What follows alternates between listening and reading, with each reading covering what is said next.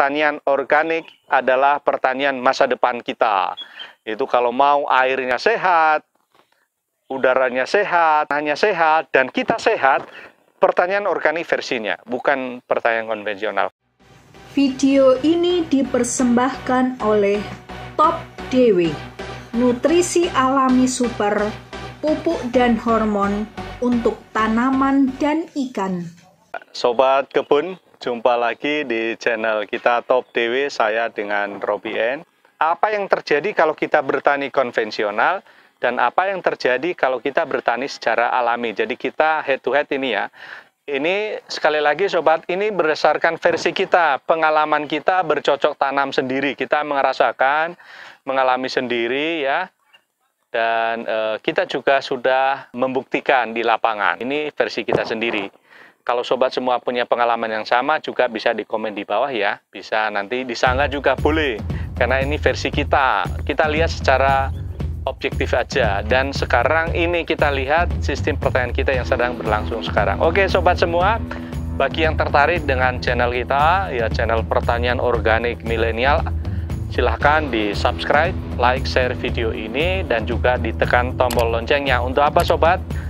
Bukan karena gratis sobat, bukan, tetapi karena ini nanti ketika kita upload video selanjutnya akan mendapatkan notifikasi, sehingga sobat semua tidak akan ketinggalan akan video-video kita selanjutnya.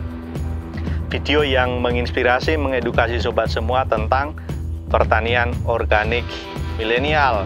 Jadi sobat semua, kenapa saya ngomong pertanian organik ini? Saya sudah berjuang di pertanian organik sejak 2009 sobat. Saya merasakan begitu efeknya bermanfaat untuk petani, dan ini harus disosialisasikan. Tidak bisa saya tinggal diam saja. Saya sudah membuktikan, sudah melakukan, dan sudah merasakan manfaatnya. Oke sobat, terima kasih seluruh subscriber kita, support terus channel ini, dan juga saya doakan semoga sobat semua akan mendapatkan manfaat. Bisa sobat semua dengan bertanam organik milenial ini, bisa sobat menjadi sehat, menjadi sejahtera, menjadi lebih nyaman dengan lingkungannya, dan juga lebih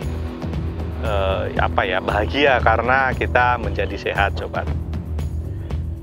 Oke,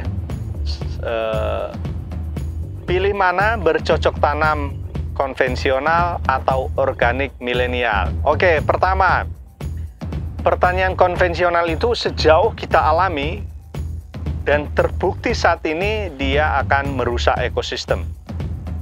Kenapa bisa merusak? Karena konvensional ini kita menggunakan yang namanya hal-hal unsur-unsur yang kimia sintetis, dan itu meninggalkan residu dalam tanah, dan residu ini, racun ini itu akan merusak ekosistem yang lain, termasuk mikroorganisme, organisme yang hidup dalam ekosistem itu akan mati. Itu pertama, merusak ekosistem. Sementara organik ini menjaga ekosistem, karena dalam sistem bertani organik atau bertani alami tidak menggunakan yang namanya pestisida atau pupuk yang sintetis. Resikonya, efeknya itu minim, sangat minim sekali. Dan kalau bisa pun dalam organik itu sangat minim sekali penggunaan yang namanya pestisida. Kenapa? Karena ekosistemnya sudah terjalin secara baik, hama penyakit itu terkendali, tidak menjadi masif sekali, itu akan terkendali sobat. Yang kedua, sifatnya sesaat, seperti terjadi sebelumnya revolusi hijau, dan pada tahun 10 tahun kemudian, 20 tahun kemudian mulai dirasakan hingga saat ini. Yang terjadi adalah itu dia bisa mencapai kedaulatan pangan, pangan kita tercukupi sampai itu saat itu, tapi yang terjadi saat ini adalah penurunan produktivitas, peningkatan hama penyakit. Jadi hanya sifatnya sesaat. Sementara kalau yang bertani organik itu berkelanjutan sobat. Jadi hasilnya itu relatif stabil atau meningkat sobat. Yang ketiga, miskin bahan organik. Sudah terbukti sawah-sawah kita sekarang itu menjadi keras, menjadi bantet, karena penggunaan bahan-bahan pupuk sintetis ini. Jadi itu tanah meninggalkan, di tanah dia meninggalkan residu, tanahnya menjadi keras ya. Dan ya sekarang sudah semakin sulit untuk ditanami, untuk ditingkatkan produktivitasnya menjadi sulit. Ya semua sekarang dimodifikasi dengan mencari bibit yang bagus ya, itu kan versi ya, kita nggak tahu itu yang bagus di sana, belum tentu di daerah yang lain itu bagus. Terus yang ketiga yang organik sobat, kaya bahan organik, karena kalau dilihat sistem bertani organik itu adalah apa namanya, proses sobat, jadi tidak kucuk-kucuk organik, enggak. Proses bagaimana lahan lingkungan bertanam kita itu dikelola secara baik ya, bahan-bahan organiknya bagaimana dikelola, dia bisa kembali lagi ke lahan itu secara baik. Kita bisa memperhatikan mikroorganisme, organisme yang lain sehingga bisa saling bersinergi sobat. Yang keempat, menggunakan bahan sintetis. Ini pertanian konvensional ini menggunakan bahan sintetis. Seperti kita tahu, bahan sintetis meninggalkan residu di dalam tanah. Dan kalau yang pertanian organik ini menggunakan bahan-bahan alami saja. Jadi bebas dari penggunaan yang bahan-bahan sintetis. Yang kelima, tanah menjadi keras. Pertanian konvensional mengakibatkan tanah menjadi keras. Jadi kalau tidak dibaca, nggak mungkin bisa ditanami deh, dijamin itu. Sementara tanah organik itu tanahnya menjadi gembur sobat. Dia bisa gembur ya. Seperti kita alami beberapa lahan sawah yang awalnya itu hanya berapa senti aja, ketika kita injak, setelah 2-3 tahun diperlakukan secara organik itu bisa satu paha itu tangan. Kalau diinjak itu jangan kejeblos dalam itu sobat. Jadi tanahnya menjadi gembur ya, menjadi mawur ya. Itu salah satu. Yang lain, yang kelima tadi, perbedaannya konvensional dan organik. Yang keenam, banyak hama penyakit. Ya sudah dibuktikan sobat, dengan cara bertani konvensional ini mengakibatkan banyak hama yang menyerang tanaman kita. Karena banyak hama, lalu banyak juga pestisida yang digunakan. Karena banyak yang digunakan pestisida, hama ini nggak mau kalah juga. Dia meningkatkan daya tahannya, resistensinya. Sehingga semakin banyak pestisida, semakin banyak hama yang bermutasi, mereka bertahan hidup. Karena yang kita anggap hama di pertanian konvensional itu ya mereka tidak mau kan, mereka juga makhluk hidup. Pertanian organik, hama penyakit itu terkendali sobat, karena semuanya ekosistem. Jadi ada pelajaran di SMP dulu, di SD ya. Jadi tikus makan padi, tikus dimakan elang ya, jadi padi dimakan tikus, tikus dimakan ular, ular dimakan elang, dan itu sirkulasi ekosistem. Jadi apa ya, rantai makanan. Itu yang terjadi sobat kalau kita bertani organik. Jadi semuanya terkendali ya. Tikus tidak makan padi, tapi dia ada yang mengendalikan ular misalnya, ada macam-macam yang lain. Tapi kalau satu ekosistem yang rusak, yang mati karena penggunaan pestisida, itu rusaklah ekosistem itu. Dan itu masif sekali sobat. Yang ketujuh, hasil relatif menurun ya, udah pasti itu ya. Di pertanian konvensional itu ya menurun terus, yang terjadi adalah peningkatan penggunaan pupuk dan pestisidanya, hasilnya menurun. Dan kalau pertanian organik itu hasil meningkat. Ya, itu relatif stabil atau cenderung meningkat sobat. Yang kedelapan, air dan udara tanah tercemar. Ya, sudah terjadi sekarang. Petani banyak datang ke tempat kita karena kita juga di sini kan membuka jasa konsultan ya pertanian organik. Saya juga sebagai fasilitator ya, asesor ya, training di pertanian organik. Jadi banyak orang datang kepada saya dan berkeluh kesah.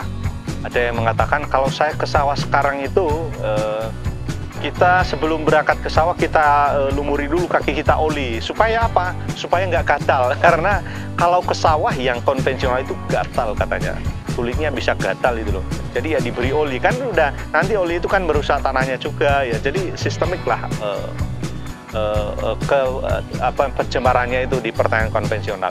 Sementara pertanian organik, air, udara, dan tanahnya menjadi sehat sobat. Seperti dulu ketika belum ada pupuk dan pestisida sintetis, di sawah kita bisa menemukan belut, kepiting, water, ikan-ikan. Sekarang no ya, hilang semuanya. Cacing juga termasuk susah atau menjadi langka kita temukan di persawahan kita yang konvensional sekarang sobat. Jadi itu yang terjadi adalah kalau pertanian konvensional itu air, tanah, udaranya tercemar. Kalau pertanian organik, air, udara, tanahnya itu akan menjadi sehat sobat.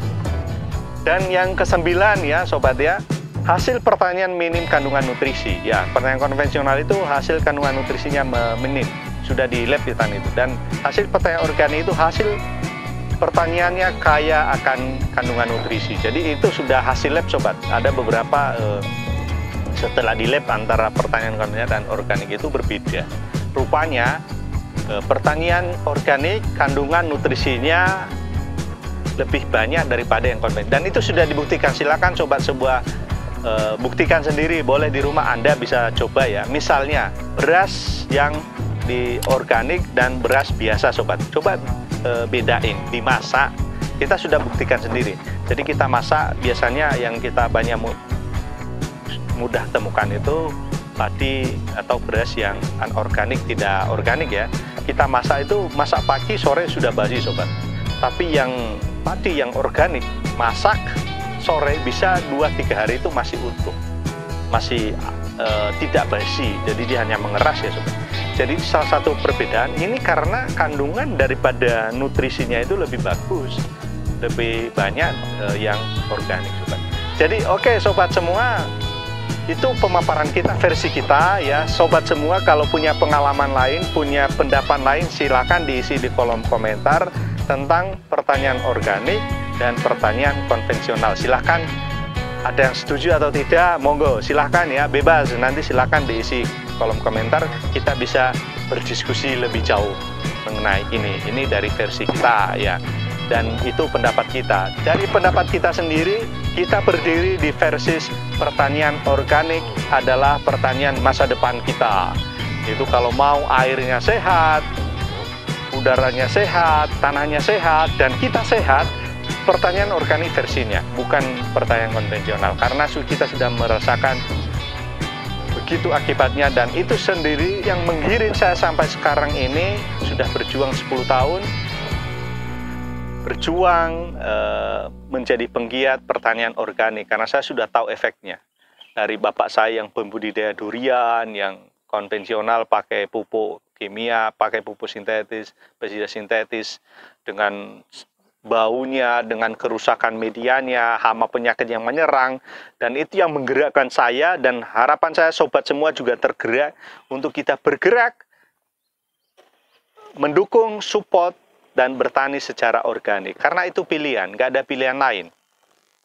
Tubuh kita juga membutuhkan pangan yang organik, bukan pangan yang tercemar, yang penuh dengan pestisida, yang penuh dengan residu logam berat, enggak. Jadi tubuh kita itu hanya membutuhkan makan yang sehat. Oke sobat, terima kasih. Bagi yang belum subscribe, silahkan di-subscribe segera saja sekarang ya. Di-subscribe, like, share video ini, dan tekan tombol loncengnya, karena ini channel yang keren sobat. Itu kita akan bermanfaat, menjadi sehat, yaitu semua kita membahas konten itu. Semoga bermanfaat. Terima kasih, sampai ketemu lagi di waktu-waktu selanjutnya. Saya dengan Robien, Top TV.